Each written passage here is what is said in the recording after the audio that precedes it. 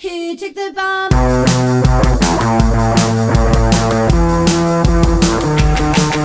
Good morning from the window of Topshop. I'm here with the lovely Kate Moross, who's designing. Well, tell us what you're doing yourself. I just did a capsule range for Topshop, spring summer '08. Okay, and are you looking forward to being in the window today? And tell us about what you're doing right here, right now. I'm going to be doodling for 24 hours, so 12 hours today and 12 hours tomorrow, and hopefully manage to fill the whole wall within that time. Yeah. Are you looking forward to it? Yeah, I just want to get started really. I get all the kind of organisation out of the way, start penciling up, and then work on it. All right, so tell us a little about your background. How did you get into graphic design and illustration? It's not really something I got into. I was probably born into it. I've always been a drawer, and now I just get paid to do it. It always helps, it always helps. Yeah. And talk to us about your range, which you've designed for Topshop. It was inspired by your work for Don't Panic, I believe. Is that correct? I mean, Don't Panic was kind of the visual trigger, like in the style that Topshop were looking for the range. Most of it was kind of driven from a record that I was listening to at the time, and my kind of love for astrophysics and science and stuff like that. So it's all kind of a bit of a mishmash of everything that was going on at the time I was doing all the drawing. You've worked with bands such as the Klaxons and the Gossip, Mystery Jets. How did it feel working with such cool and like formative bands on like the scene? Well, it's not as glamorous as it sounds because most of the work's all done on the internet. So I think the Mystery Jets I had a really, really good working relationship with, and they're good friends of mine. Gossip was really, really, really cool because I was actually working with Comaneci and they were on tour together, so I ended up doing the tour poster. Klaxons was just kind of at a time when they were just taking off, and they had a series of parties, and I was invited to come do the flyers for those. So it was really great, and I mean, you know, it's London, everyone knows everyone, everyone's kind of interconnected, there's no kind of hierarchy or anything like that, so everyone's just kind of on the same level, and it's always been a good experience working with different bands.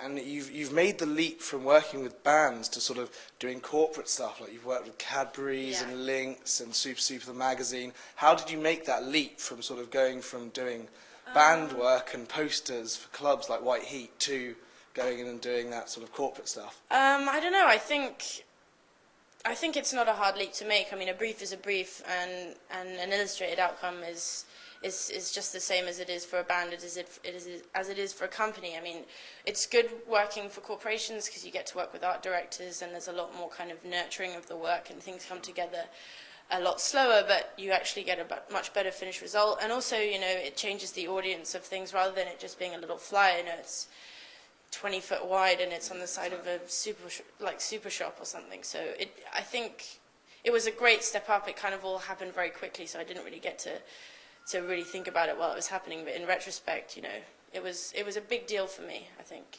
Okay. And also, you've tattooed the mannequin here. Yeah.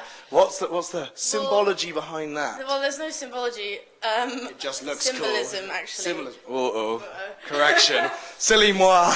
No, I think it was just I've got a draw on the wall, and I was like, I might as well draw on the mannequins as well, and the one on the shop floor is also drawn on, so I just wanted to get my pens out, and I've never drawn on a mannequin before, so it was just a good opportunity to do something else, yeah.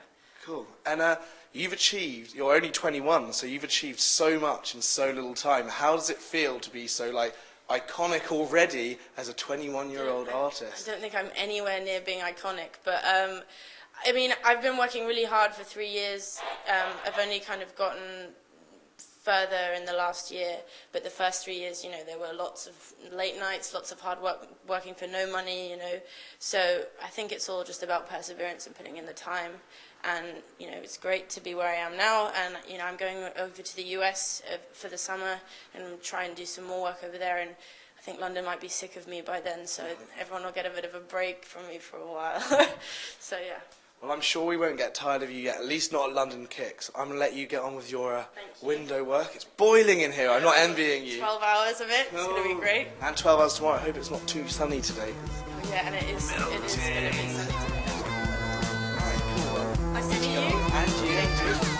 And, yeah, see you later.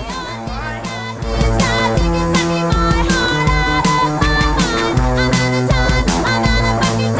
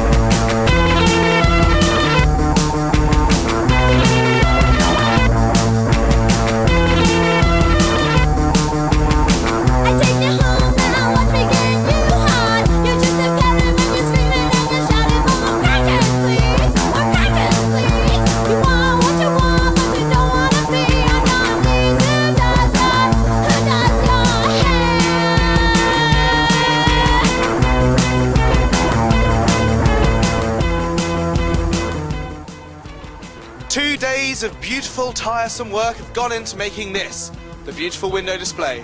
This is an artist who London Kicks will be firmly looking out for, and hope to see a lot more from in the future. I've been Will C, and you've been watching London Kicks.